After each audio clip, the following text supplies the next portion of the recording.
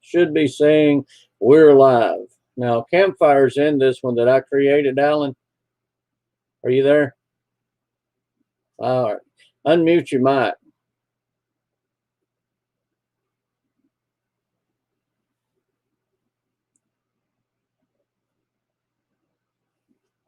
So it's got the thing that says going to YouTube. You feel old yet, Alan?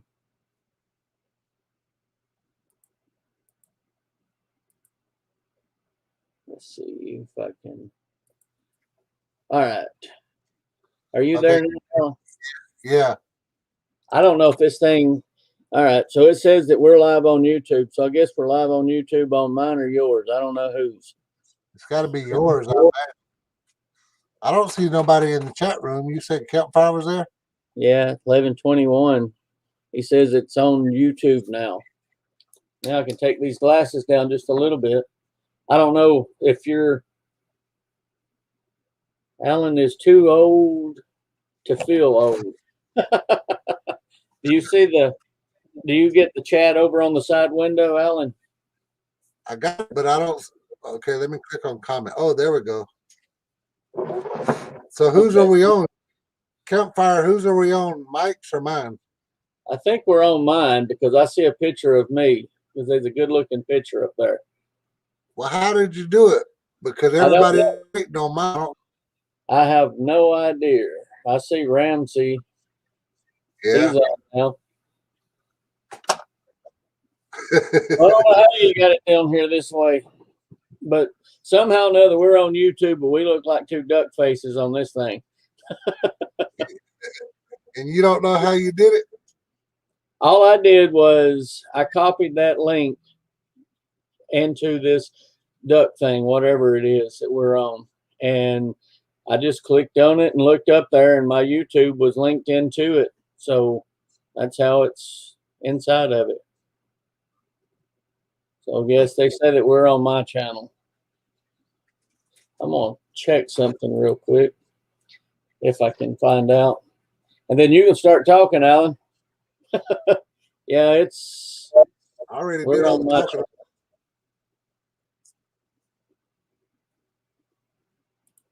Yeah, it does. It shows that it's on mine. Or it shows that it's alive. I wonder if everybody else is seeing that. Everybody else waiting. Are they on yours open part for it? I don't know what you mean. Are they? Do you? Can you still see them? No, I told them I'd be right back. Oh, well, figure out how to do it if you want to put it on yours. I don't know how you did it. All I did was just opened it up, clicked on it, seen where it said start broadcast, and it was linked to my YouTube. When I went into my YouTube, I linked for that little code thing that you can't see, your string code. It had to go into this. Where did you put it into this? I didn't. When I clicked on it and hit copy, it just automatically took me to my YouTube channel. All right, let me try it. Let's see. But anyway, while he's playing with that, how you guys been? It's been a while since I've been on one of these. Quite a while. What, 3 years?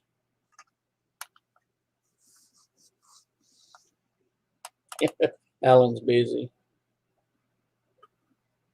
What did he say? I said, ain't nobody said anything yet. I don't know if we're choppy or what. Or if it's having to go through 2 sets of them and there's a run back on them. Yeah. It shows we've been live for 4 minutes and 24 seconds. There's 3 watching, so I don't know. Campfire says we missed you guys for sure. We missed y'all. You know, I haven't done a whole lot on YouTube, really, other than just with the knives.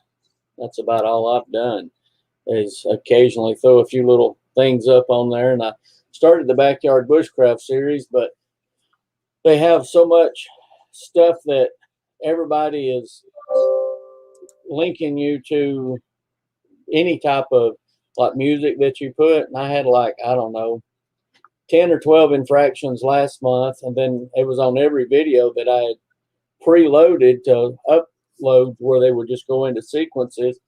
So I had to take them all down, and the Corel company that I use, they went through a big spiel with YouTube, and then finally, after I took them all down, deleted them, and I had to clean the computer up, so I just went through all of them and cleared out all the extra, so I don't have all the footage now. And Corel fixed them, said that they own the copyrights, and pretty much in a sense was like, well, if you would like for us to own you, remove his infractions.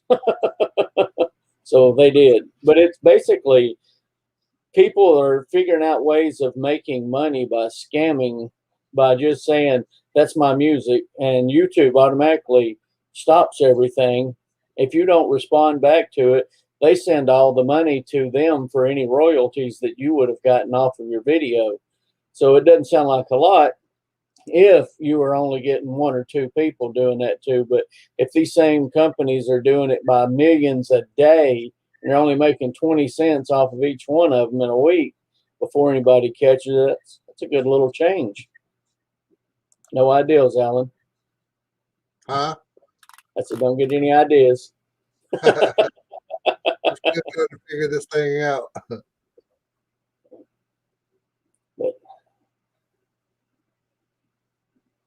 yeah, all I did was it's actually showing that it's under a private chat.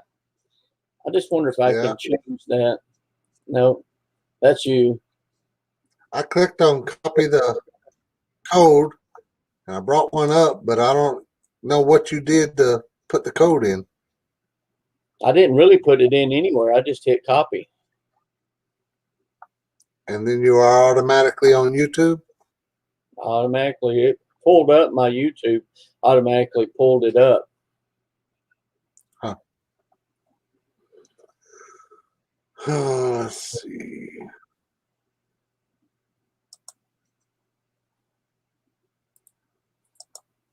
But for the record, though, campfire, you been doing any camping? Tim, you done any?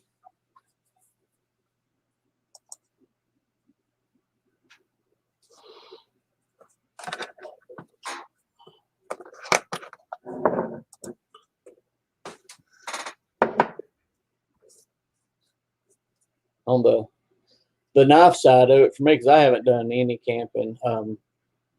A few trips here and there, and the backyard bushcraft stuff is about all that I have done on anything, other than making knives, and that's about it.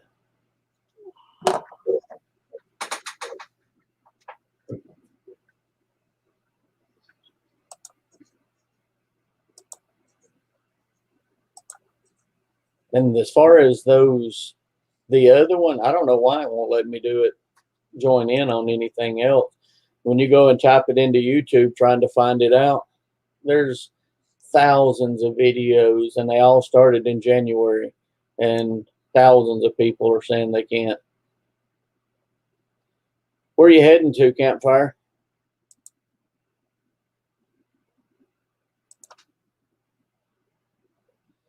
So you had a bad foot operation. What happened, Tim?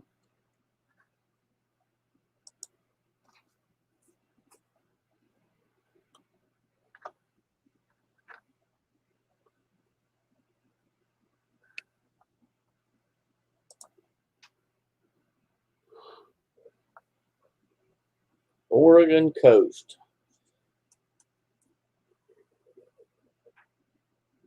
I don't think I've ever been out there on that end. I know a friend of mine, he's been traveling quite a bit, and that's where he was heading last year, and he ended up in Wyoming, I think, is where he ended up staying. He said once he got there, he said, it's just too nice right here. He said the temperature would be 80 degrees, but it felt like 50. He said it was just beautiful. No humidity. Huh.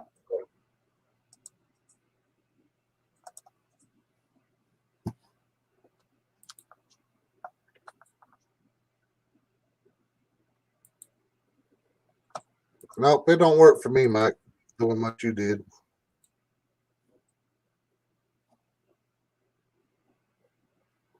You hear me? Mm-hmm. I done restarted it and tried everything, clicked all the YouTube stuff. Maybe because you're in one. What brings me up don't show that it's going on YouTube. Look in your top right-hand corner and where it says if you've been verified. So like My under top right hand corner says in broadcast. That's what mine says, but right to the left of it, do you have anything?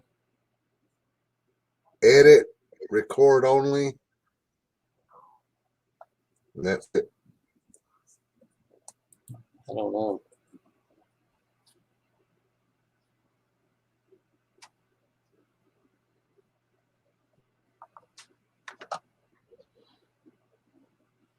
My wife, she works on a lot of patients that have, she does wound care specialist on a lot of people.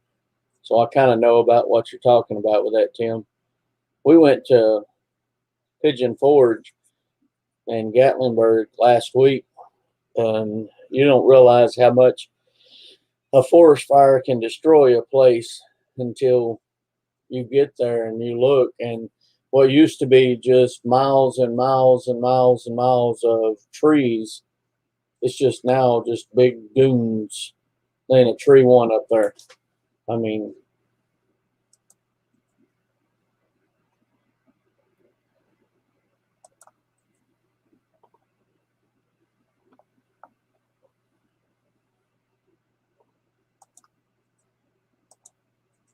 I just wonder something.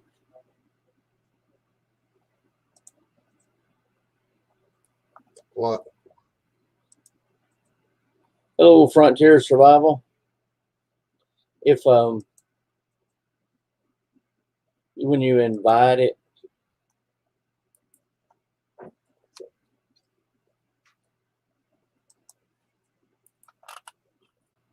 like you can invite more and more people. Do you have that on there for you at the bottom of this one, not the other one you were looking at?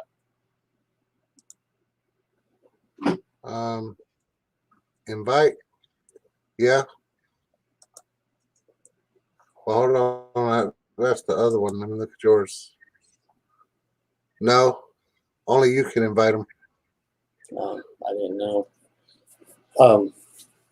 With that Oregon fire and stuff last year, I seen a lot of it on the TV, but I know that that's where I think it was Drew, and he was telling me a lot about how that's really affected our production of lumber and stuff with all of that, because that's years we're going to be behind.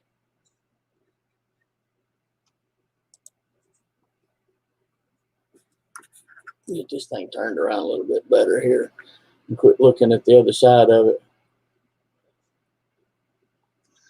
Well, I wish everything so you could talk about that. Well, I already told them about the new show we're planning. First, we're going to figure out how to get one of them. How to what? We'll have to figure out how to get somebody on this thing or get it where it's on live. Lumber's very outrageous right now. It's horrible. I seen somebody made a comment the other day that said, "Show me how rich you are without telling me." And this guy was standing there and he goes, "I got two befores this week.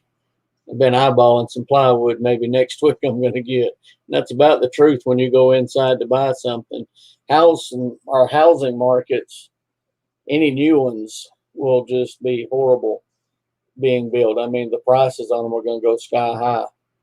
Either that or the contractor's going to have to lower their price on the building, which that's not going to help the economy either.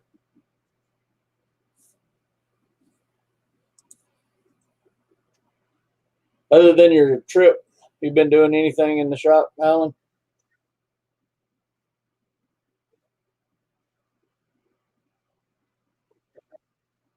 Anything in my shop? Yeah. Yeah. I'm working on these birdhouses. We do a bunch of different color ones. I made a bunch of Camera here. colored ones like that. And I think they're nice looking just to have out in the yards, and especially in the springtime, give you some color to the yard. My wife said if I ever painted another one that color, she'd throw them in the garbage. Well, they've been there 7 years now.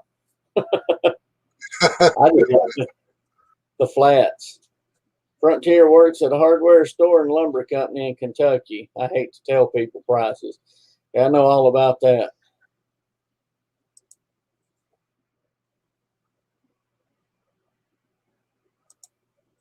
I think it shows built you that got huh? So it shows there's 4 in now.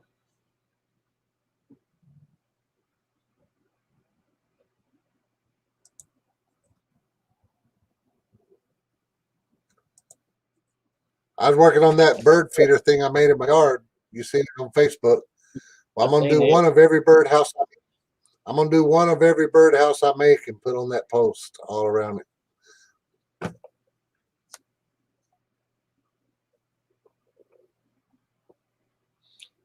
Tim, do I just post it in the chat here under the comments?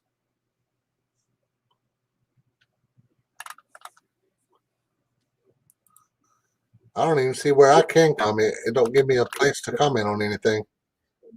I don't even see where I can comment. It don't give me a place to comment on anything. Should be on the bottom right hand side. I don't even see where I can comment. It don't give me a place to comment. Is that your on the echo? Bottom right hand side. You there? Yeah, is that yours doing that loud? Yeah, I opened it up to get a link. Oh. And we'll copy it. And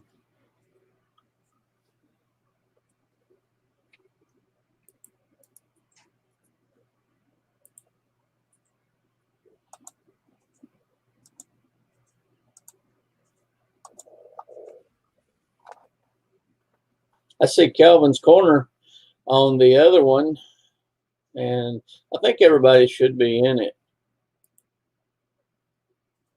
And then I'm going to. Where are you looking at? Oh, I see Calvin's Corner now. Hopefully tomorrow, Calvin, your 2 pouches will be here. He shipped them from Mississippi Monday or Tuesday. So they get here, you want to swing by over here. I'll give you a tour of the real Hawk and Wolf knives.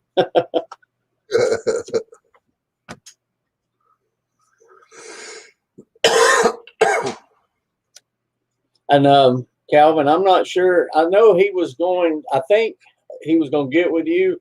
He didn't have a mushroom for the pouch. I don't know if he was going to carve it or what he was going to do. I don't know if he got with you. I haven't talked to him yet on that.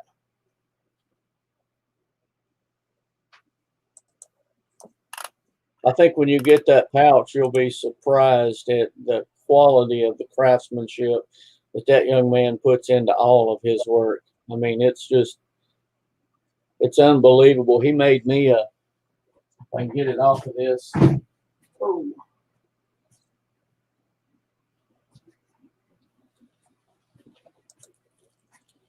He makes these pouches, but he also makes a different version than this one. Oh, got to find the camera. But this is the one that he made for me. And this thing is great. His sheaths are high quality leather. I'll get you in here. I see why you was moving around so much. You can't find the camera whenever you're trying to put something in the picture. These are just the standard sheaths that he has for fold over, but the thickness of the leather, the hand stitching, it's crazy.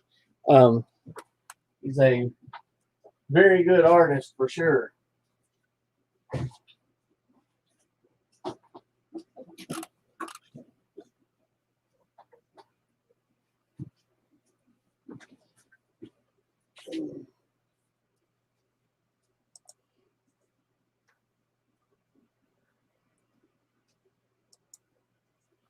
Yeah, it's huge.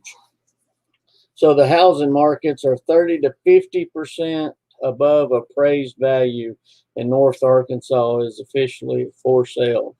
Whew. I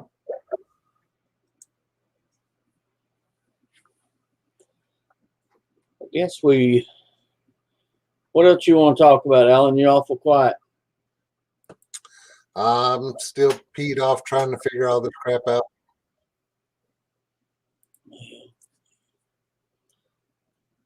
We in here, we can probably start something up and start talking about something and figure it out after we get off of here, so they're not sitting there listening to us back and forth going, I was trying to figure this one out, and they're like, hey, dude, y'all guys have no idea how to do this. When you was out on the trip, did you just catch one crappie, or did you get more than one? I just caught one, but that was amazing because the river's so over flooded, nobody was catching nothing. I mean, there were boats going by, and then they come back by saying they didn't even get a bite, and the water's too high. And when it gets that high, you know, all the fish go into the woods, and they got all the food they want when it's flooded like that into the woods. But yeah, that crappie was just a big old surprise, and it was cool because I was talking to Charles on the phone, and he was asking me if I'm gonna do any fishing, and I said, yeah, I see one spot where I might catch something, and it was like up against the bank where, you know, when the river's flowing and all the gook and everything flows into one spot. Well, I was thinking if I cast over there, all that gook would stop my float from from the current carrying it downstream. And I cast over there, and as soon as I did, the cork went under, and I went, oh shit! I reeled it in, and boom, there's a big old crappie. I was like, golly, I got a big old crappie. That's all I caught though, but I got a few more bites and missed them. I thought you was from Georgia. I am from Georgia. Well, we don't call them crappie here. They call crappie. Somebody will tell us it's crappie too. In Florida, they call them specks. Yeah. I think it's a perch fish, isn't it? It looks like one, I guess. That one I caught was so beautiful. I ain't never caught one that had that much coloration, the dark colors and the design on them. It's black. Yeah, it's pretty. That was a fun trip and a disappointment or trip because I pedaled so far to go to that next destination, and it killed me pedaling upstream that far.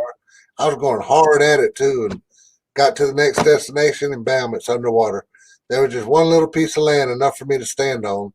And I pulled the boat up there, and I filmed it, and I was like, well, y'all, here's my destination. And I showed how it's underwater.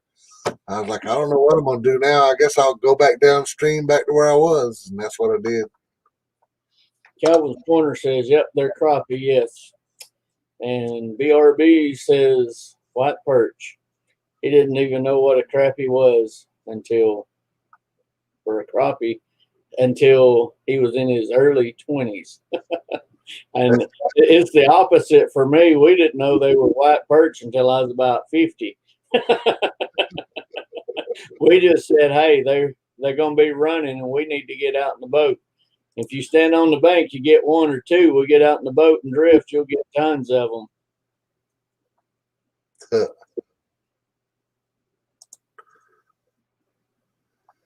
Well, whenever we're going to start that new live show that we're going to be doing. Probably about 2 weeks, because I won't be doing it out here in the shop. Yeah. It's so hard to, and especially whenever it gets heated up in the summertime. But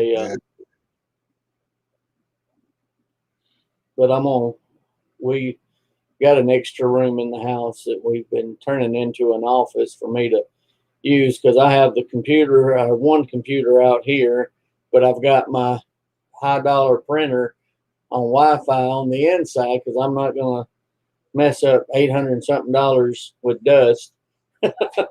So every time I print labels, I have to print them one at a time for it to ship out the knives or whatever else I'm shipping out.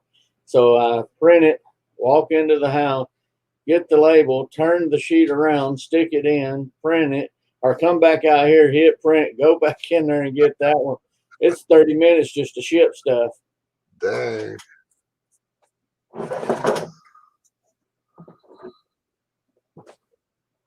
Captain's talking about Popcorn Sutton has some kind of thing coming up in May, I think, isn't it? Maybe he'll pop in there. Hey, but I watched a thing on him, and it was funny about how times have changed over the years. He said back in his day, a man borrowed $5 from you. He said you was glad to give it to him and help him out. He said, but on Saturday at 10 o'clock, he said you knew that you needed to be back there to pay that man that $5. Now, if you didn't have it, he said that was an okay thing. He said you come and you let the man know you didn't have it, explain to him for whatever reason it was, and he said, well, all right, go on. He said nowadays, he said, you loan a man $5, you won't never see him again.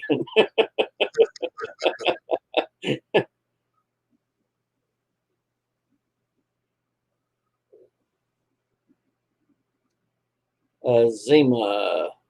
No, it's not a Zima. It's a Aquafina, though, with some kind of water thing. My wife says my water level was very low. I was about to blow my radiator. She said that she put me some bottled water out here in the building, and I didn't realize that she had counted the amount that she had put in it. And then the other day she came out here, she said, how much water do you have this week? And I said, I don't know, 5, 6, 7, 8. There's the old Southern Bushman. That would be Drew. If I could get him on a link in here, I'd let him tell y'all all about some cool plants. But I don't know if he'll do it or not. Maybe he'll comment and say that he will. What's going on, Drew? Mike has told me a lot about you. Wants me to go watch your videos and stuff. I'm gonna tell you, he gives you great details. You know, he don't have a lot of video content up there now, but when he gives you about a plant, he gives you from like the birth to the death, what it's good for, what you shouldn't do it for, when to pick it, how to pick it, what not to pick. Picking up the time calls this, and before you know it, you're like, I ain't picking nothing. You know, but after watching them, I was amazed at how well. I mean, I knew he knew a lot, you know, from the first time I met him about 6, 7 years ago. But over the years, we've turned it into a pretty good friendship. Not to mention that he does all my leather, and I couldn't hope it's something good. Everybody who's watched my channel, as far as following me for a long time, y'all all know wild edibles is my weakness. But Drew, you'd be proud of me on this last trip I did. I was on a nice little camping spot and decided to go try to find the wild edibles that I know of for sure, you know, that I can eat. And I wanted to make me a tea. So I was looking for, I couldn't get all the pine needles were too high up. And I was wanting to get them to get some vitamin C in me. But instead of that, I got greenbrier leaves and wood sorrel and made me a tea out of that and walked around pointing out. I pointed out everything that I know you can eat on video, and that was there where I was. That was river reed, wood sorrel, greenbrier, and I didn't mention it on film, but I know all about the pine tree where you can eat the cambium layer and all that stuff. He's like having a little pocket thesaurus or something other. If I need to know anything, if I want to find something to eat, like, hey, the grocery cabinet's getting low. You just call him up and say, hey, can I eat this? And he goes, no, don't eat that. Yeah, you can eat that, but you should have ate it last week instead of this week because it's no good. Like, I invited him in. I don't know if he'll come in or not. He may not.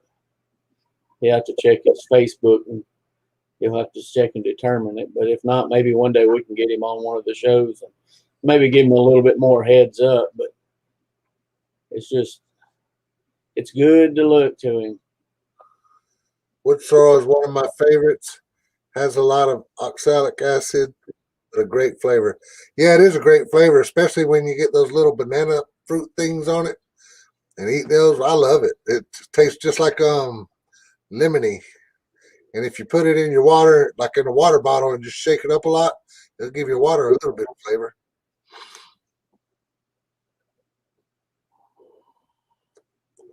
Ain't no morels here this year. Or it's froze or something.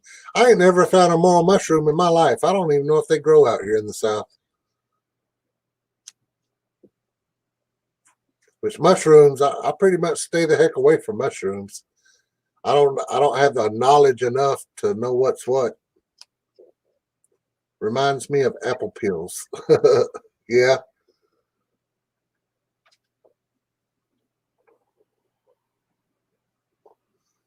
Out here it's not rare. Where are you from, Drew? You live in Alabama too? I mean in Georgia too? Mississippi. Oh, Mississippi. Well, out here wood sorrel's everywhere.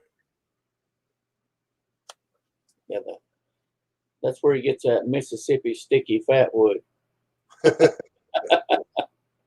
some good stuff. They we've got good pine here, and you wouldn't think in different regions there would be a huge difference in it.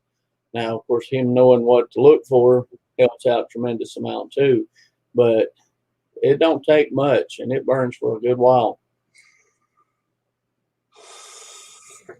I don't think a lot of people know this, but if you live in an area that has a lot of cypress trees, you can get fat wood out of cypress trees too.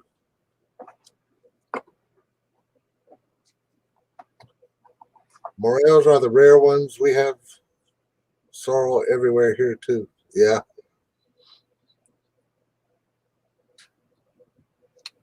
I don't think there's much difference between that little swoop between Mississippi, Alabama, Georgia, and North Carolina and South Carolina, except for North Carolina up on the northern end of it. There's not a tremendous amount of hardwoods. I don't know. We got a lot of hardwoods here where I'm at. We got a lot of everything. And on the river, I don't show it enough or use it enough, but we got that river birch out there. And it's kind of like almost like paper birch. I've done before. I looked it up and it was saying that you can drink the sap and it's like an energy drink. And I did that before, but it didn't give me no energy. And it tasted kind of nasty.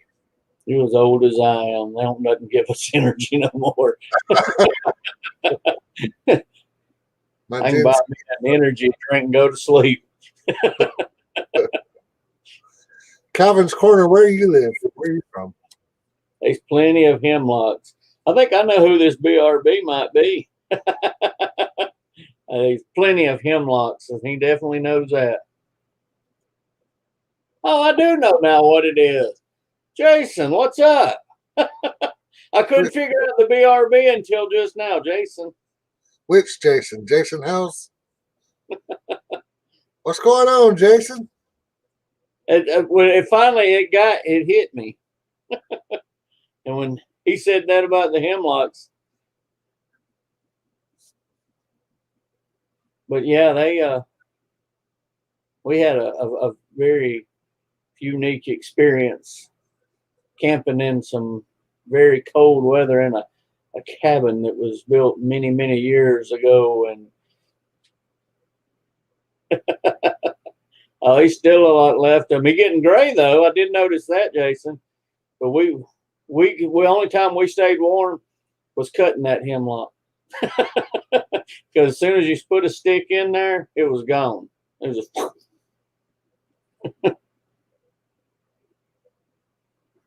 I don't think I've done much of nothing in a while.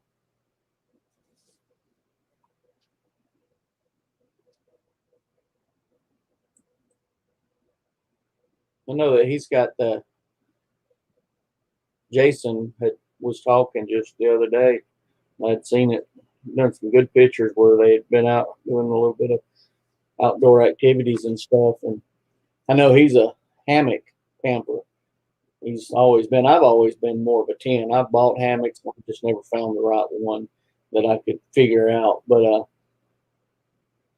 the tent and stuff, and he said that you see why. And I got the idea of why it was that way after looking. There's not a lot of good spaces in between it. Probably the water lines too, kind of flowing up and out, and you have to find a place. But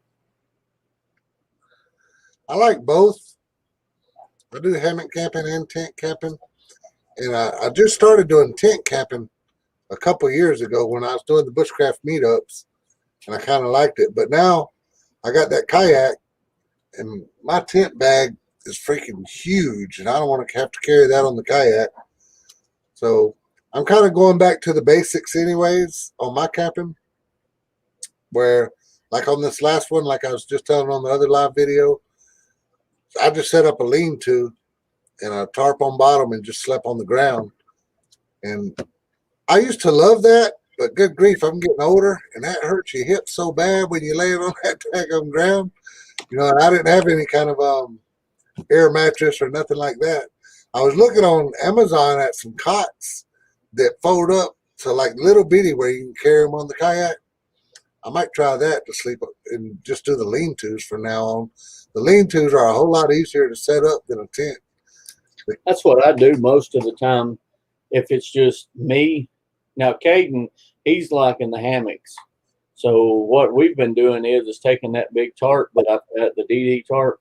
I don't even know what size it is. I hang it up, and then under the bottom, I just fix it to where it's like an A-frame-ish, so to speak. I just lay it on the ground and sleep right there where he's at. But that'll probably come to an end soon. I'm sure he'll be at that point where he'll say one day, like, "Yeah, you go on to sleep somewhere else. You snore too much." But he enjoys his hammocks. Who? But Caden, Oh, actually, he's got about 5 of them now because I don't hang them. I've about tried every hammock there is out there, and I just don't think that for me it's just how I sleep. I sleep good right on the ground or with a mat. And if I'm in the truck and I go out, I got that big old slumberjack cot, and that thing goes down, and that's put a little lean-to over the top of it, and I'm good to go. if I could find it on my phone, I don't remember the name of it. You saw? Didn't you see where I posted it on Facebook? That hammock that you can lay flat on. It's dang near like a bed. Yeah, I seen it. And he was talking about them hemlocks, and he ain't lying. I mean, that's the truth. I believe you could have put it in a Copenhagen can. I mean, I have never seen. We got a lesson when we got there. I mean, we first got there. Well, actually, that first night when we got there, we had no idea where we was going, what we were doing. You know, we couldn't find the place, or I couldn't. I rode around for 2 hours. That's way up in the middle of Tellico Plains, and I just so happened to seen a Jeep and a car coming down real close on the way up, and I said, "That's got to be." And I slowed down. He slowed down, and well, sure enough, he said, "Hey, we're going back into the city. We're getting a motel tonight." It was probably 10:30 or 11, I guess, and it was real cold that night anyway. And after that, we decided we went back up there. But when we got out there, there was dead trees everywhere, and was like, wow, man, we got it going on. We was gonna buy some wood, if I'm not mistaken. We were trying to buy some wood, firewood, because we knew it was gonna be cold and didn't want to have to really waste all your time cutting firewood up, because we was kind of all meeting up in there. And the guy, I don't know what happened.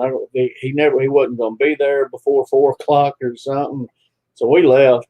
We cut, and they was the women were even cutting at times out there. I mean, it's just constantly cutting.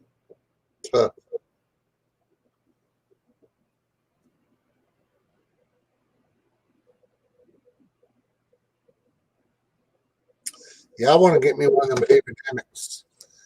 I think that would be the perfect thing for me. Maybe Tracy's listening. She might already be getting it because she told me she got me a special birthday present coming. I tell you, I don't know if y'all can see this on. Shoot, it ain't gonna show up. But that's a Haven hammock. Dang, can't get it in the film. But it showed on the Haven hammock. You can lay flat on your belly in there and not be squished up like a hammock. It's like a 10 off the ground. Pretty neat little thing. I love it if I get one.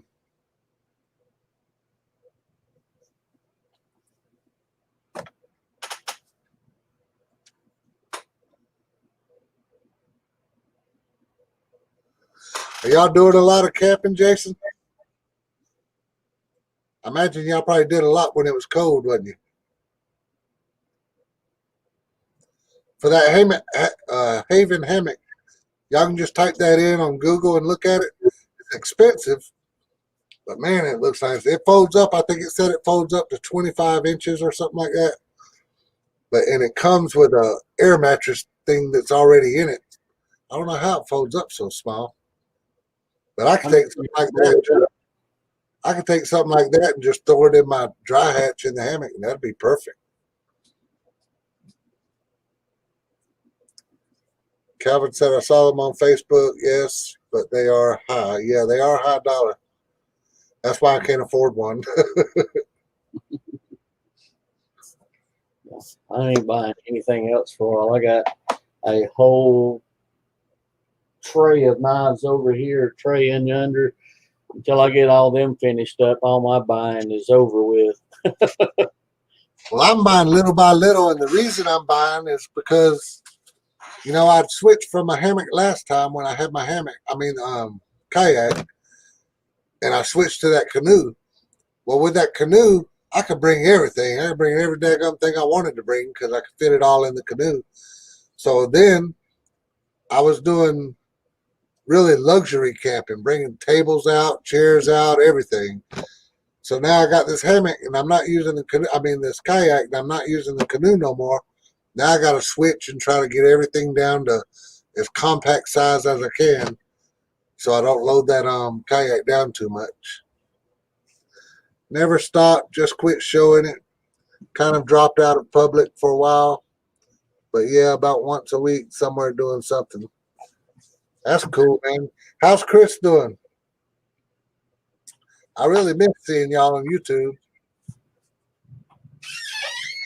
I'm gonna step out for a second. All right, Calvin's Corner. Take it easy, man. Appreciate you hanging out.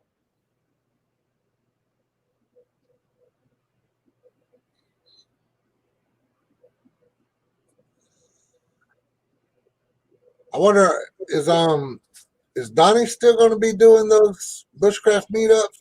I don't think y'all had one last year, did you? I thought about doing another one out at Harmony Hall, but me and Harmony Hall are kind of on not really bad terms, but almost no speaking terms. I still got the keys to the place, but they peed me off a long time ago, and so I quit messing with them.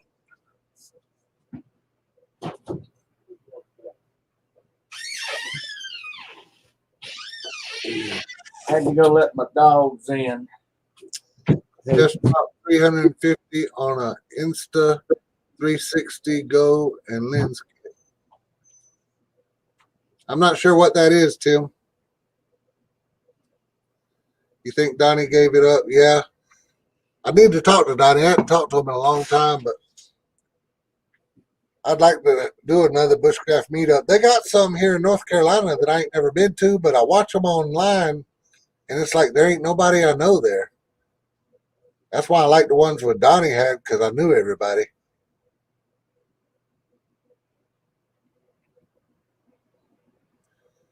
Mike Calvin, Calvin says, y'all have a great evening. Let me know when you get them bags back, Mike, and I'll swing down and get them. They'll probably, I figure they'll be in Saturday. I think he's gone. Drew, yeah. Drew, I know he shipped them Monday or Tuesday. I can't remember what day. He'll probably pop in here, but he shipped them out. I know what you mean, Jason, man. That's in a lot of videos here recently that I've been doing. I didn't hardly film nothing because it was like, you're right. If you start caring so much about the video, and yeah, you're right, it kind of takes the fun out of the trip. But I'm still trying to do both though, video real good and have fun. So you're gonna start doing videos, Tim?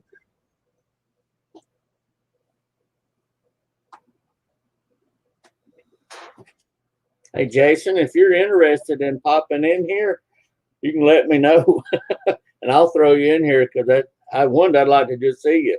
But if you, I'd like to see you too.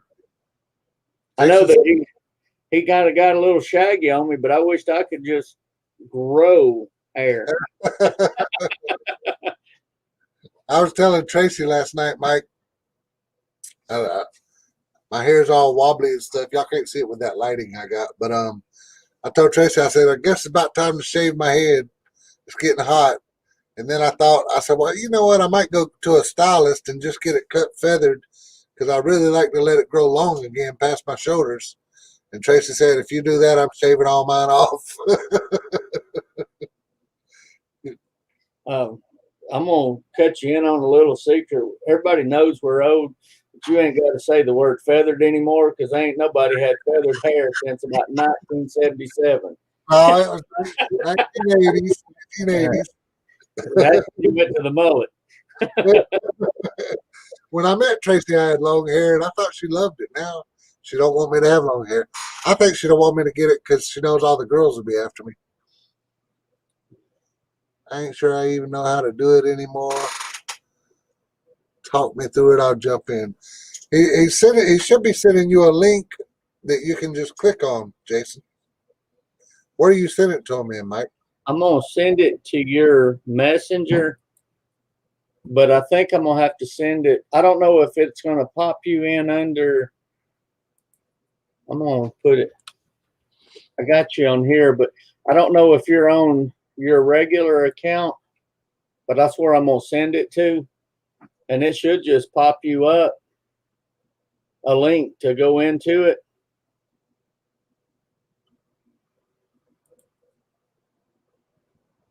Whoops.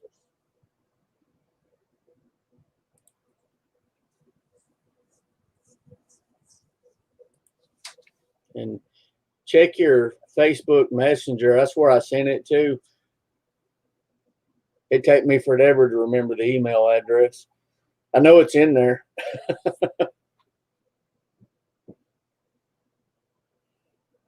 But I got all these cap parts that I'm working on right now.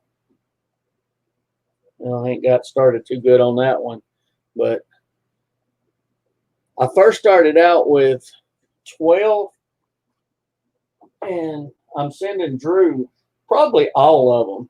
I'm going to send him probably all of them, and we're going to start letting him keep instead of all this shipping back and forth, it gets expensive. And I'm going to just ship them and then let him, he's going to start making those sheaths for it. It's more of a traditional style. And then I got another design that I've worked on for about 3 days. And, drawing it on paper ain't how it ends up on the grinder. You realize it looks pretty on paper, but it ain't functionable. So then you're kind of changing it as you go. Did that thing give you that link there, Jason? I tell you what, man, I made the mistake the other night of going through Facebook and adding friends that have like a whole bunch of mutual friends, everybody who's like in this Bushcraft circle. Because I was thinking it'd be cool to just hook up with everybody who's into this. And I was adding friends like who has 108 mutual friends and all this. Well, then I started getting friend requests that said I had mutual friends, and I accepted them. And it's people like from Pakistan, and they immediately instant message me on Facebook. Hey, how are you? I'm like, I'm fine. How are you? And they say, you like knife? I say, yeah, but I got plenty, and I got a buddy who makes them. And then he sends me a picture of all these knives he made, and he's like, I make Damascus knives. If you know someone, please help me. Look at Jason. I knew he was quick enough to get in. What y'all say? No, not much. Yeah, I like the new look, Jason. I quit my job and quit getting haircuts. I hear you. I like it though. They won't let me work no more, and I ain't got no hair to cut. No, I'm gonna cut it between Thanksgiving and Christmas, and I'm growing it out to give it the locks of love is what I'm doing. Oh, really? It's good. Make That's somebody a wig that's having cancer trouble or whatnot. That's cool. So what Anyway. have you been up to other than laying low and staying slow? Oh, gardening, doing a little building, doing a little fishing, just just whatever I want, whenever I want, I guess. That's good. Enjoying life for once. Hell, I got to finally understanding what a spring is. Now I see why everybody always got so excited. Yeah. Well, for 20 years, you didn't know what November or what. Basically, you knew what from October to what January. That Yeah, was the only month you knew, and after that, you just seen sun, sundown, sun, sundown. that's it. That's it. We got the cabin about built, and then decided to go back to work, and that turned into an ordeal, and and then the coof hit, So, but but yeah, uh, I've had the winter off, and man, what a winter! Shit. Excuse me.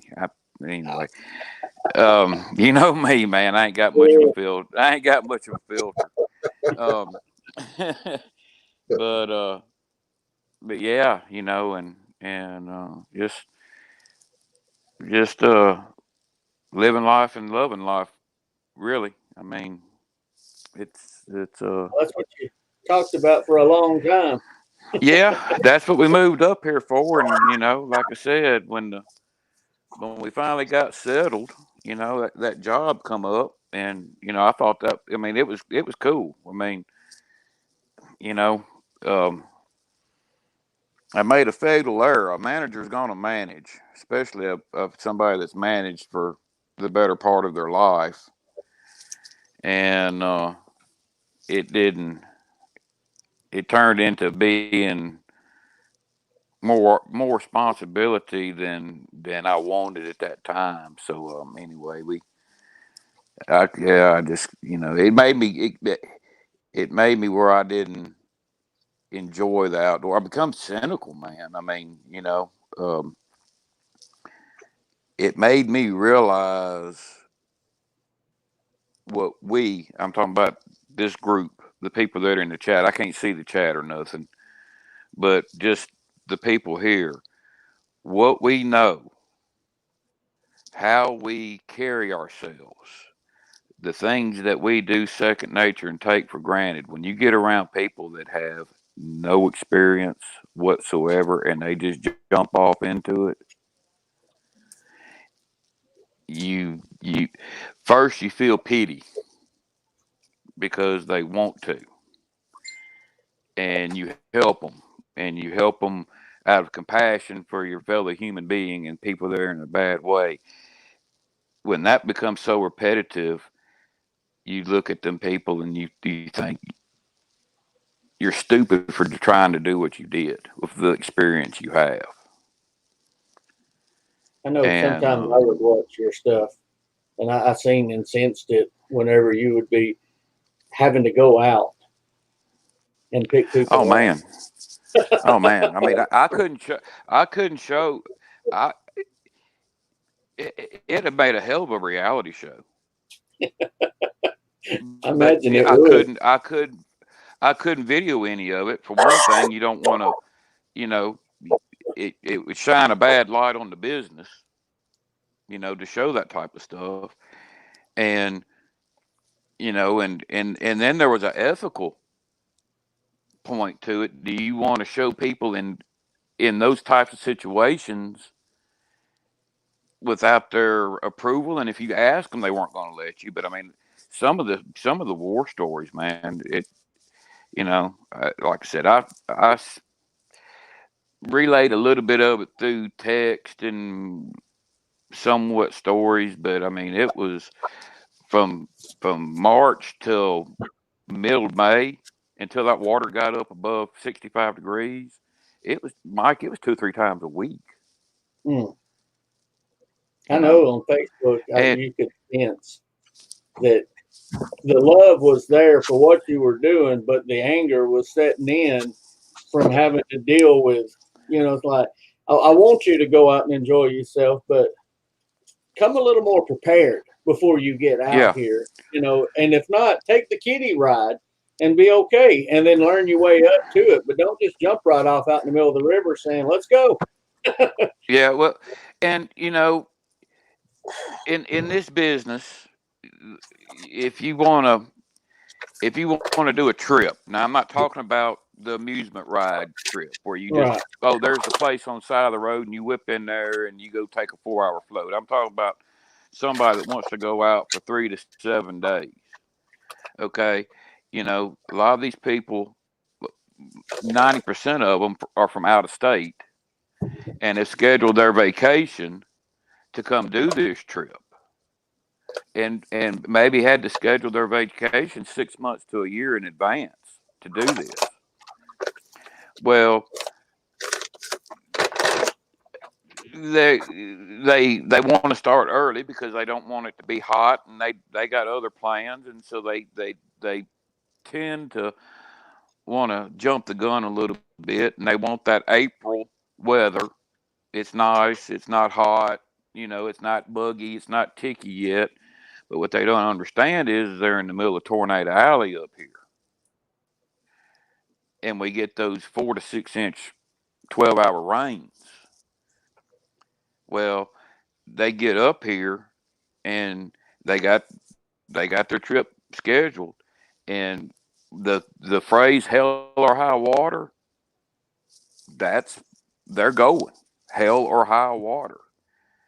And I've seen them sit there at camp, chomping at the bit, waiting for the river to fall below flood stage so we could legally rent to them and pack up a canoe with 150 pounds worth of gear and go out with class 2 and 3 rapids with no paddling experience, no paddle time whatsoever, Hmm. and put them in. And I could tell you within 12 to 18 hours and within a 1 mile stretch of where we were going to have to go pick them up. Hmm. And cell service And ain't they, that great out there either, is it? Do oh they have no, like no, checkpoints that somebody checks on if no, there's nothing? So it they're is moving a it is around. it is a wild river. Yeah. There's limited cell service around some of the access points, but the access points are remote. There's nobody, there's no houses. It's just a place to drive your vehicle down close to the water and carry your canoe or kayak down to the water's edge. Hmm. But mostly to get cell signal, you got to go uphill. You got to go up to the highest bluff or top of the hill, and in some places that's 1,000, 1,500 foot over a half a mile. The line, when you get down around this river, the lines on the topo map are very, very close together. Hmm. It's not real high. We only go up to about 2,500. But the thing about it is we'll go from 600 to 2,000 in less than a mile. Yeah. because So it's there's parked nowhere to wrong. go. Then that's what There's happens. You get down on that river and get caught in a flash flood, and there's only one way to go: down. straight up or down the river. I went to the last year. We had 65 boats on the water. Now 65 boats you can count, and we call canoe boats. You know Right. that's in the industry. That's a boat. So six. Let's just round it off to 60 boats. So you can bet there was 120 people at least. And we had a 7-inch rain come in one night. Started raining at 10 o'clock that night, and at 4 o'clock that morning, my phone went to ringing. And we had 40 rogue boats on the river. Rogue boat means that the water come up so fast that the people ran uphill and everything they had washed downstream. And 3 weeks later, we found the last canoe, and it was 65 miles downstream, and it was 20 foot up in a willow tree. So a man could really, honestly, move up there, walk up and down the river, and get rich. Yeah. Well, Because I mean, I'm sure there's a lot. When I go out on a there. trip and I'm planning, I'm mountains. I'm not a rafter, so I know what you're saying. But I have enough sense to know that if I'm going in that, they're going to be 5 people that's been doing it for years with me and teaching me. I'm not going out there because I'm not a river person. I mean, I've got a Yeah. kayak and stuff, and I'll shimmy down these little, 25-foot wide rivers that we got, and just mosey Yeah. right along. I'm okay. There's times I can get caught in that, and you have to really think what you're going to do. Imagine something that's 150 foot wide. And they're Well, probably even wider than that on parts of that river. the GoPro Red Bull Extreme Kayak team came up here and they were gonna do some video and shoot the rapids on the creek me and Chris just come off of day 4 yesterday, Richland Creek, and they were doing a film. And anyway, it come a big rain, and they wouldn't even do Richland Creek, so they waited up at Ponca. Ponca's the headwaters. It's not the headwaters, but that's where the river starts, because the buffalo is spring fed, rain and spring fed. That's why it's so clean.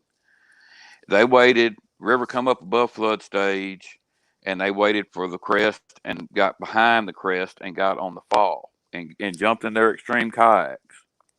Now from Ponca to where our location was that we worked was 60 miles downstream. They wanted us to move their cars for them, their vehicles, and they were going to do the whole thing, 125 miles. We figured it was going to take 3 days. They left that morning and called us down at the outfitter and said, "We're getting in the water now. Y'all can come get our vehicles." We were going to get their vehicles from where they put in at and take them to the outfitter and hold them there for 2 days, and then take them downstream another 60 miles, which would be 120 miles, for when they came out, their vehicles would be there for them. So they put in that morning. We went and got the vehicles, brought them to the outfitter. Everything's cool. The next morning at 9 o'clock, they called,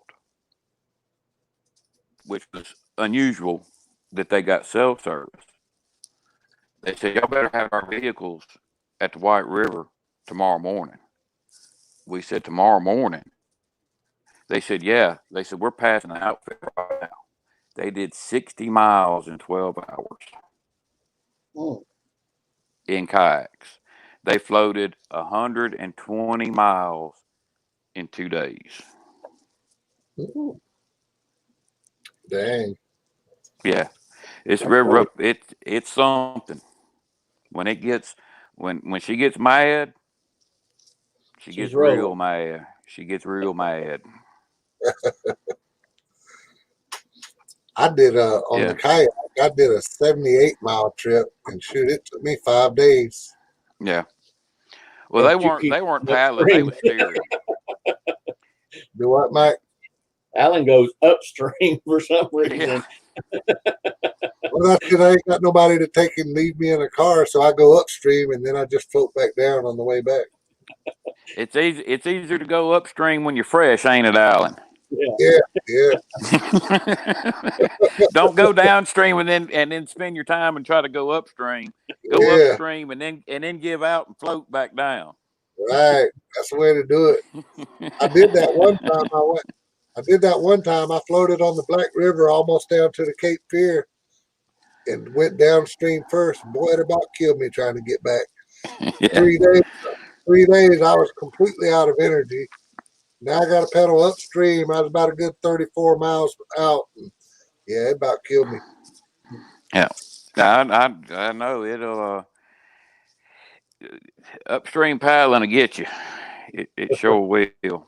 And then But I enjoyed my time there. The Black River, if you don't know it, like when I went down by the Cape Fear, it's got all different kind of turns on it. And so if you don't know where you're going, you don't know which one's the actual river. And coming back up when I did that trip downstream, I went about probably 8 miles down the wrong turn, and there was a boat in there, somebody fishing. I said, "Excuse me, can y'all tell me if I'm still on the Black River?" That man said, "Son, you're on Morris Creek." I was like, "Oh." I had to turn around and go all the way back. But I mean, it wasn't all bad. I enjoyed my time there. I enjoyed my 2 years there. I got a lot of training, um, a lot of water rescue training, a lot of first aid, um, and and a lot of paddle time, you know, in some bad conditions. And I don't regret it.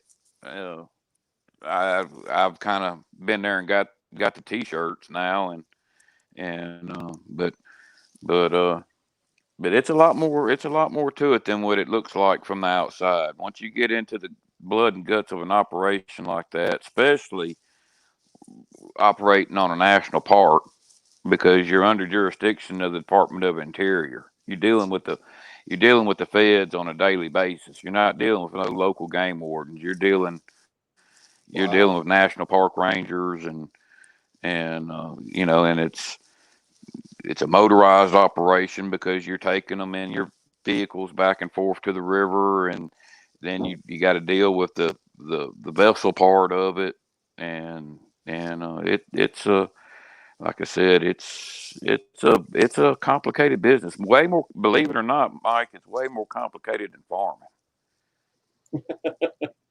I imagine it would be because with farming, you're dealing with just a few people. There, you Yeah, got multiple mixes of everything. everything, everything, and but but yeah, it. I didn't after last year, the end of last summer and last fall. I didn't go to the river. I just I just backed off and hit the trails and stuff like that. And then this year, as the weather started low, I started to get back on the river. But it you know, it's kind of like when you know, you know, some people can make, if you really love what you do and you can make a hobby, you can make a living out of your hobby, you know. And especially if you work like you, Mike, you know, you start out as a hobby knife maker, and now, you know, look at your business now, but you're working for yourself, you know. But when you Sometimes that ain't always the greatest thing. I got forced into working for myself. Back in May 21st, I went to work, and all of a sudden it was like I just didn't feel good. You know, I thought, well, maybe I'm tired because I was doing a lot of work. And next thing you know, I get up the next morning, start heading to work. You know, I left early that day at work, and I got up, and I was just, you know, and that day forward until November, I don't know when it was, sometime towards the end of November, um, she said, we're going to give you a MRI for MS. I'm like, what? I mean, I couldn't go back to work. I'd get up one morning and I couldn't even function. I mean, I had no energy. It's like being on a 36-hour work day and then getting up and going to sleep for 4 hours and then get up and do another. You're just like dead. And my vision it got worse and worse. And next thing you know, just the dizziness, there'll be times but as long as I'm still, I'm fine. It's when I go to making sudden movements that vertigo kicks in with it. So I told my wife in October, because they wouldn't let me go back to work. The doctor wouldn't even release me. She said, we've got to find out what it is, Now, I still have more tests that I got to do. So I told the wife, I said, we can't keep living off one income.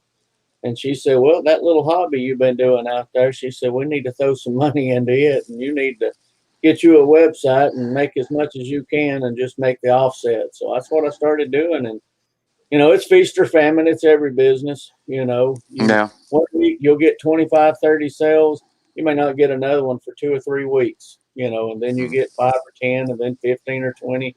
So I did learn, though, don't put all your stuff on the website at one time, because my local traffic comes in, or I may go to one of these little shows around here. But if you've got it all on the website and you don't have good cell service, somebody buys it, you're trying to get it offline, and it happened. You're trying to take it offline and you look and it says sold, and you look at Yeah. your, Okay. I done sold this thing twice, so I've learned now I only put a little bit on there, and then keep what I'm going to take and sell, local or whatever. And as something sells, throw something new on it and kind of put it back and forth. But Yeah. our local sales are good. The internet, Drew helped me out tremendously. Of course, him being on it now, Mm-hmm. he puts his stuff on there, but he did the Sporan, and it moved us up. I looked at the Google Analytics part of it. It moved Mm-hmm. us up from like 270, moved us down to when you search for it. Like if you've never searched for it and you just look under custom knives or something, it moved us down to 177. So, I mean, maybe he needs to do that again for me, because I can give you Yeah. all the free patterns you want. And it ain't going to help none. Yeah. When we had to go out to that convention out at Salt Lake, that when we made that trip out there, we 3 hours out of every day we were in conferences and lectures about Google Analytics and how to use it to promote your business, and yeah, so What it's a got power. me was If you work it, it's a very powerful tool, more than what people give it credit for. the meta tags was what got me. I didn't understand what that was, so I took some little online free courses on meta tags, and that's where you put keywords in your description. So if somebody types in, I don't know, say Kephart knives, and you say, one of our finer products is one of the Kephart knives, even though Mm-hmm. it's that Kephart word, it starts throwing them, giving you what's linked inside of it. I never knew Mm. what that was, and a friend of mine, he's into that web creations and stuff, and he said you need to change your meta tags. He said you don't have nothing but what you do, and he said Right. keywords are the nailer. Well, Alan, I saw your birdhouses. Are you still making the models and stuff for folks? Yeah, I kind of got out of building the little simple ones like that a while back because people were sending me pictures of their houses and want me to build a model of their house. And so I kind of got used to making $450 off one birdhouse.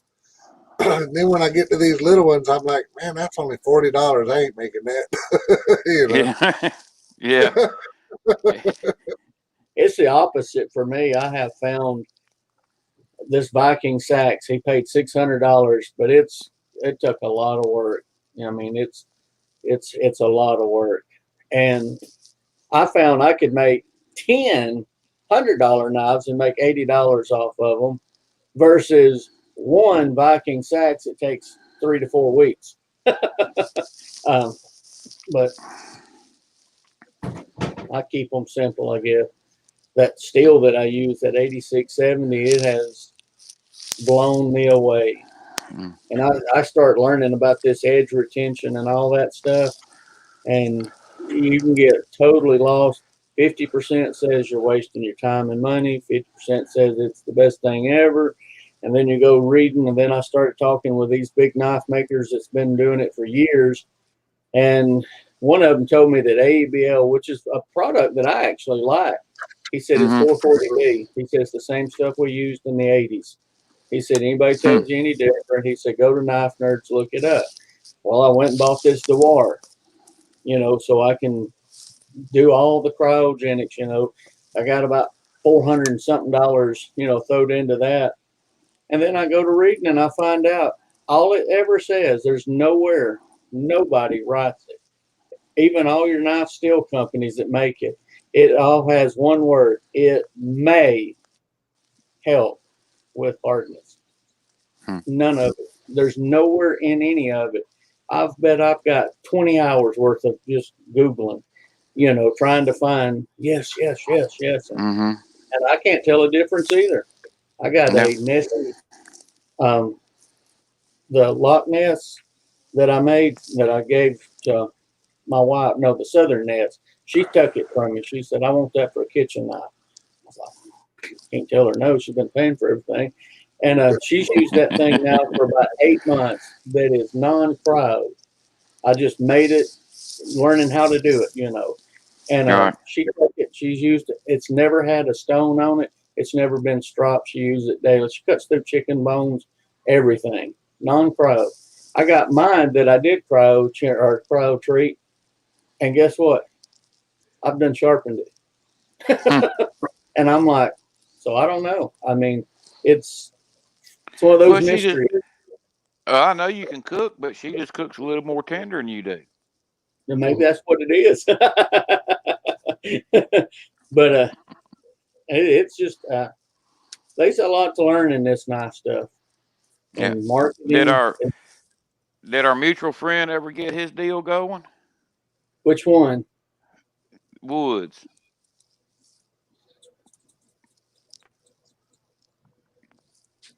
I kind of got a feeling on this, but I can't. Our buddy we went to Teleco with. No. Okay. Yeah. No. He. It's understandable why. Um. He'll We be don't down need here. we don't need to talk family business. Yeah. I ain't heard from him. I ain't heard from him in 3 years. Um. Tell He. him I said hello. I'll see him in about 4 weeks.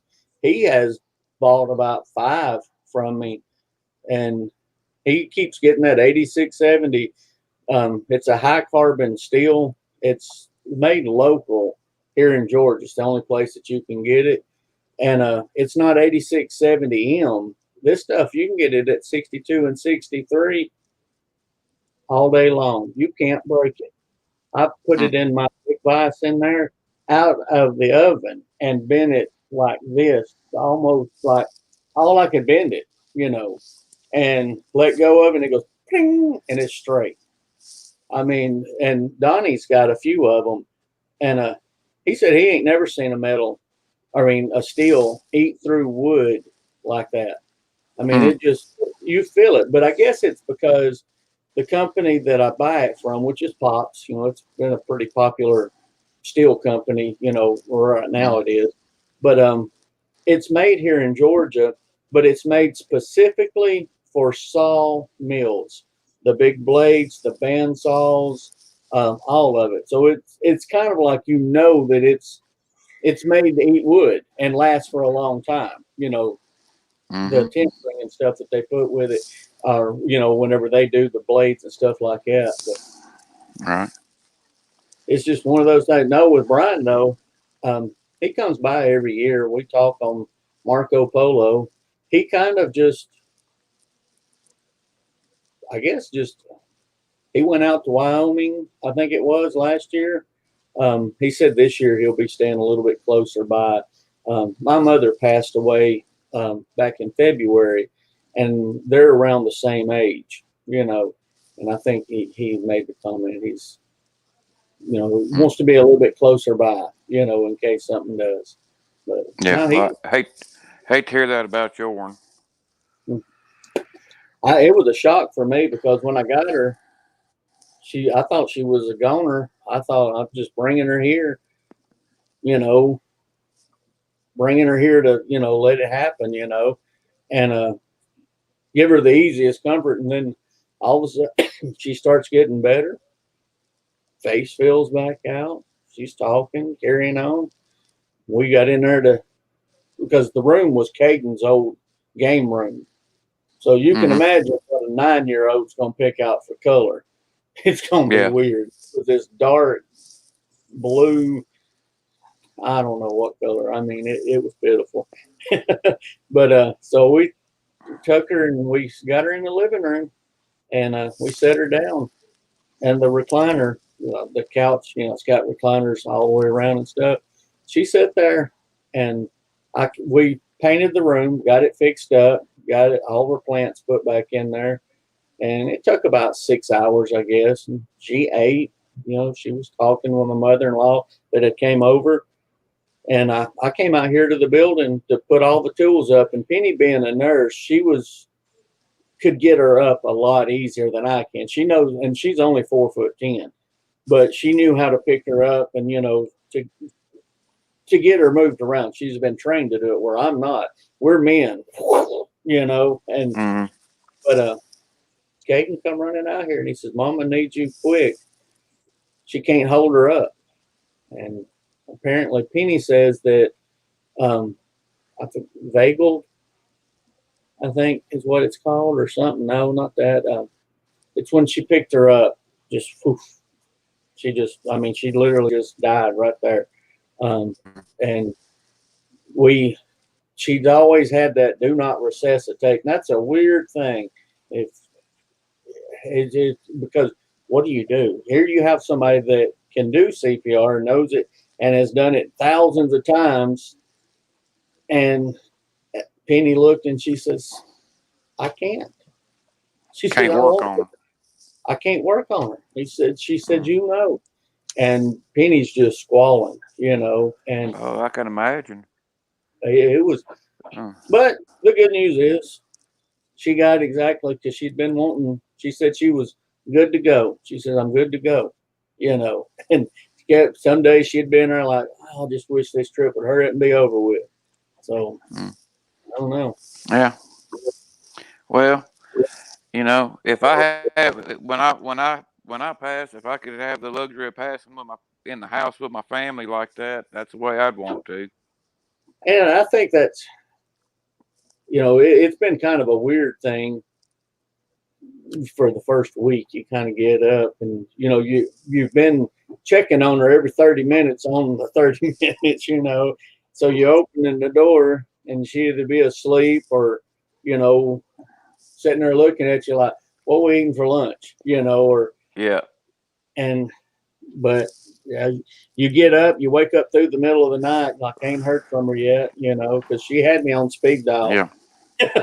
She just one wall between us, but right. You get up and open the door up and there ain't nobody in there, so. Well, Alan, how did your fishing crate and your rod holders work on your yak, man? Real good. I caught that crappie. Did you see the crappie on Facebook? Oh yeah, I seen it. Nice slab. I ate that bad boy up that night too. Tell them about the biscuits. Huh? Tell them about the biscuits. What about them? He took biscuits with him. When he told me that when he was out there, he told me, and it made me think about that movie. About the little boy that got the coon hounds. Where he got up that grows. Yeah, where the red fern grows. Where he said he got up that morning, he went there and got the biscuits and put them in his little sack, and he headed out for that 3-day trip. But that's what where the red fern. Where the Red Fern Grows is the only book that ever made me make water. My second grade teacher, Miss Haynes, read that book to us. Every day she'd read a chapter, and I don't know why she read it or why, but she read it. And like you said, and then when I watched the movie, oh, that didn't help none either. Oh Lord, I got I picked that book for a book report in the third grade. Really, the first book report I did, and I had tried to read books. I was given Tom Sawyer for a Christmas present, and I never had a book get me. Where I couldn't put it down.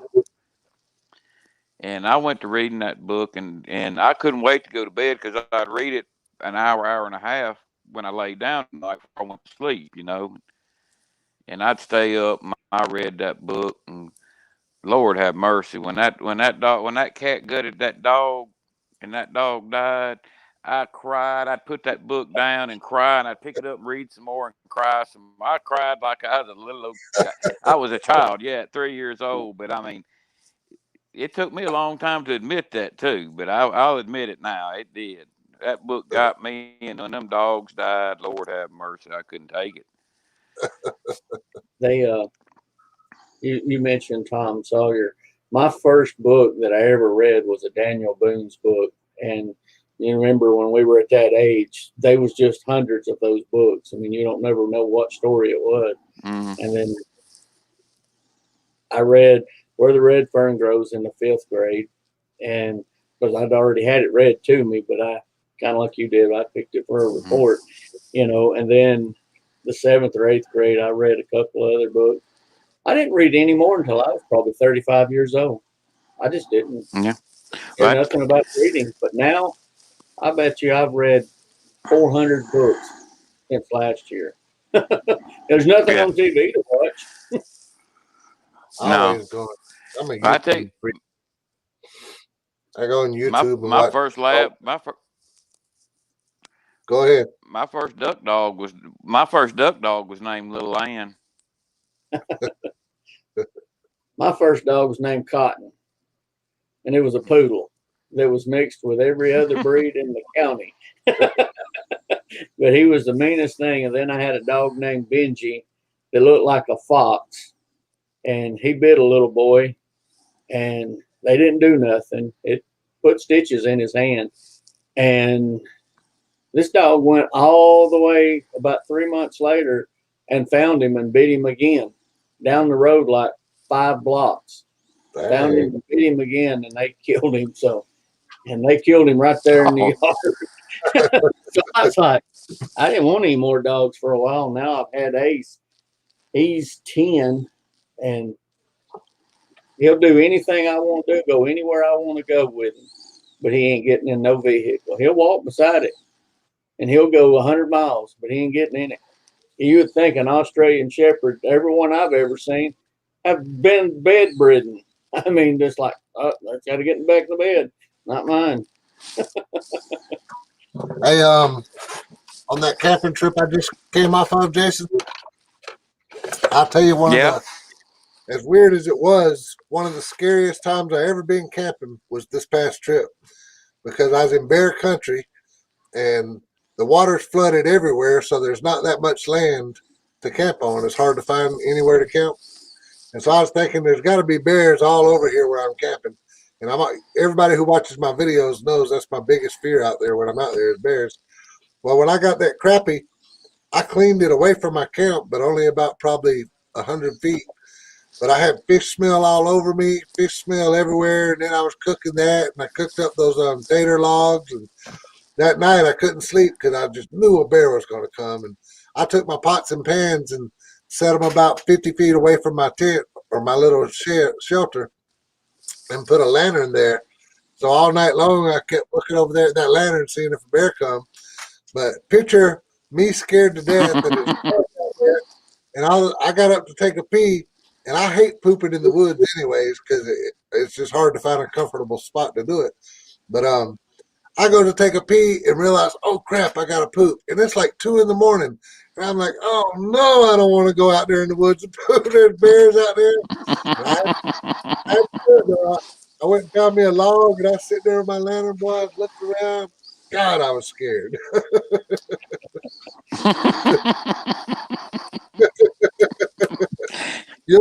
You'll see it on Yeah, the I can video. understand about it being flooded up and not as much dry land. I can understand that. That would be Yeah, that's. I've always been scared of big cats more than bears. Even in Louisiana, we had some panthers down there, and then we got a heavy bear population here, but we also have some mountain lions up here, and I'm wow. more scared of a cat than I am a bear. Yeah, I'd A be bear scared. ain't as quiet. Because a cat, a bear won't stalk you. A cat Yeah, will. yeah. Mhm. They They say said, a black bear, if it attacks you, to fight it because its only Yeah, reason is to kill you. If it's a black bear, well, I mean, yeah. they say they try to if one attacks you to try to go for the nose and the eyes.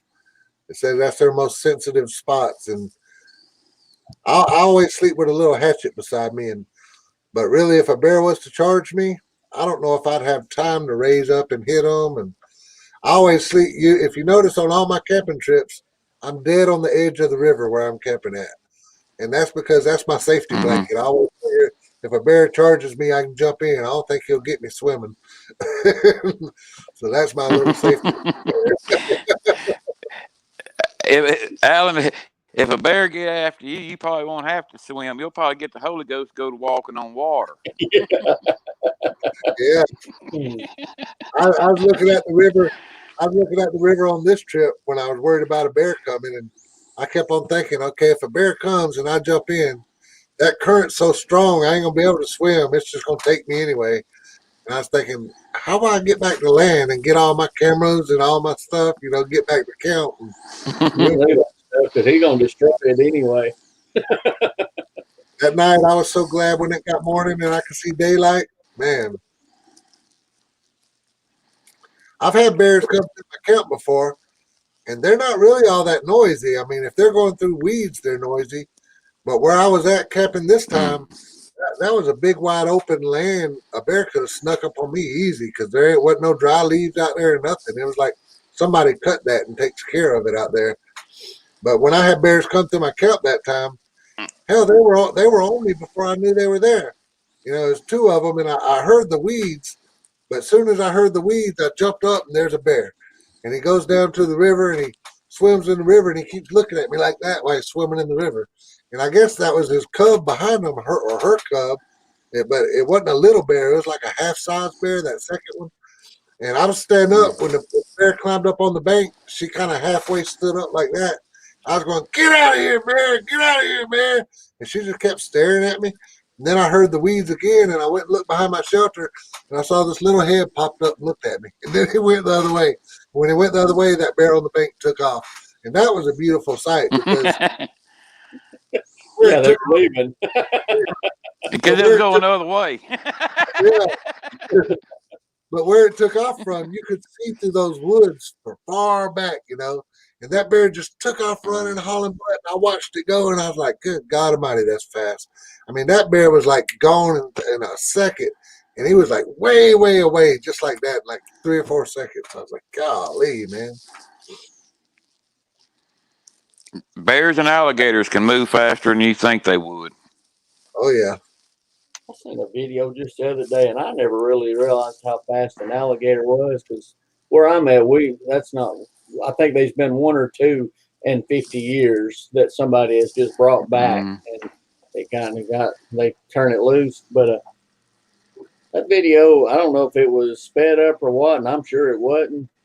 But man, that thing come a running, and it looked like it was fast as a dog. I mean, it just. Yeah, I mean, we were in. for a short sprint, they fast. They Yeah, what was that? I got a video that's on one of them old, the camera VHS thing. We went to Gulf Shores, I think it was, and so me not being familiar with alligators at all, we see a sign that says alligators, like a crossing, where they may come across the road to go over to the other side of the water. So we start looking. Then it had a thing on there that says alligator viewpoint, or alligator viewing or something other. And sure enough, it's like 30 feet away from us, 40 feet. there's this little spillway, that goes under the road for them to go over or back over. And we see these two little eyes. And I on my phone, I said, "There's one right there." I said, "That's a little one," and I'm thinking 3 foot long, maybe 2 foot if that, because the eyes were real close. So I don't know nothing about alligators. We filmed this thing swimming around out there in that, and we just never seen nothing but his eyes. You didn't even see no. I mean, it was real slow. And we came back the next day, and then we seen it come closer towards us. So we start getting on the other side of the road. And then we're kind of watching. And then all of a sudden this thing just swam, and then it went under. Nothing. Just his eyes is all we've ever seen of this thing for 2 days. And there's a stump that's about 30 feet away, I guess. And all of a sudden we seen the eyes just pop up by that stump on the edge of the water, the bank there. And it wasn't, I was sitting there filming it, and then all of a sudden I was just like jerking. This son of a gun came out, and I bet you he was 6 feet long. I mean, this thing was huge. It came up and grabbed one of those white birds that that they have in that area, that lays eggs and stuff, and had we never even seen the bird over there. It had been behind that stump, I guess nesting or something. But it just whoosh, and that was the end of that. In the truck we went, and I never went back to that spot again. I was done. But I thought 3 feet long because the eyes wasn't that far apart on its head. I thought, well, that's got to be little, because I'm thinking this far apart on a big head. Apparently their eyes ain't what you judge them by. No. I was on a Peace. When I did that Peace River trip, I did that Peace River trip in Florida. We used to play with the alligators in Florida all the time. We could catch them all the time too. We catch the little ones. You could throw your cast net out and catch the little ones. I'm not a reptile man. I like them. But when I was on that Peace River trip, I was paddling a john boat instead of a canoe. I went from Bowling Green, Florida, all the way to Port Charlotte, Florida, and to the ocean. But there'd be parts in that river where you had to get out and pull the boat because it was too shallow to paddle. And where I had to go, there was an alligator. I mean, as big around, like you probably couldn't put your arms around him, how big around he was. And he was just laying there, and all I seen was his body just laying there. And right where I had to go right where he was. And I was like, oh man. And so I was sitting there throwing rocks at it, and it wouldn't move. And I went up on the bank went up, and I went around to where he was, and I was throwing rocks from there, and he wouldn't move. And I kept getting closer and closer. I was like, damn, what the hell's wrong with that alligator? And when I got up close enough, he didn't have a head. Somebody had cut his head off. It was just a big old gator laying there with no head.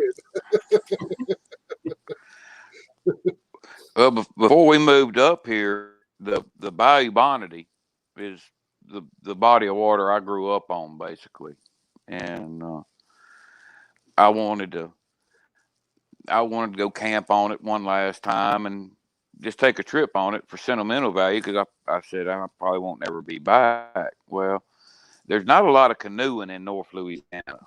You rove through the swamps and you run a john boat or a bass boat on the bayous. So ain't no Flint there we neither. took off and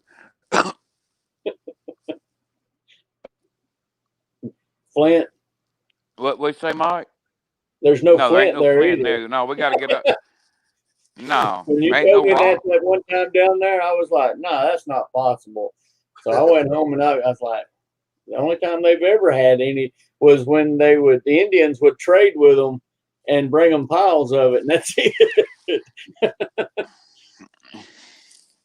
But we struck out and we did a video on it and was floating down the bayou and showing some alligators and spots, and we camped the night and caught some fish and cooked some fish, and we had a good time. It was hot. It was mosquito-y. It was Louisiana, and we left that morning and had about another 8-10 miles to go, and we did a little video, and then that kind of played out in the heat of the day, and we were just worried about getting to the truck then, and we was paddling along there, and I was looking off to my right. I'm looking at some stuff, and Chris blurted out and explicative, oh shit, look. And I looked up at her and she was looking down, and we was in a 14-foot canoe. And an alligator floated up right beside us, and she was looking at his head, and 14 foot back, I was looking at his tail. God. And he, I had a pistol on me, but I was at the wrong end of the alligator to do anything. And I said, just set your paddle on your lap. Just be still, I mean, he had us dead to rights. And he came up and looked at us and broke up his head, and then he just slowly sank back down.